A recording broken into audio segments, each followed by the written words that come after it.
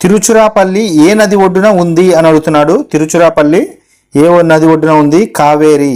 సూరత్ పట్టణం ఈ నది ఒడ్డున ఉంది. సూరత్ పట్టణం ఈ నది ఒడ్డున ఉంది. తపతి.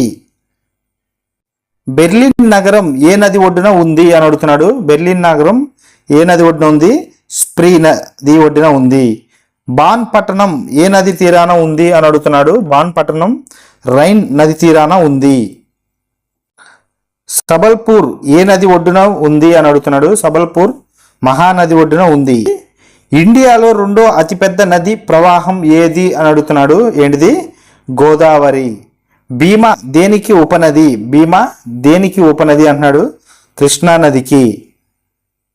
ఉత్తర దిశగా ప్రవహించే నది ఏది అని అడుగుతున్నాడు. ఉత్తర దిశగా ప్రవహించే నది చంబల్ నది. నేపాల్లో పుట్టి ఉత్తరప్రదేశ్లో గంగా నదిలో కలిసే నది ఏది అని అడుగుతున్నాడు. ఏంటిది?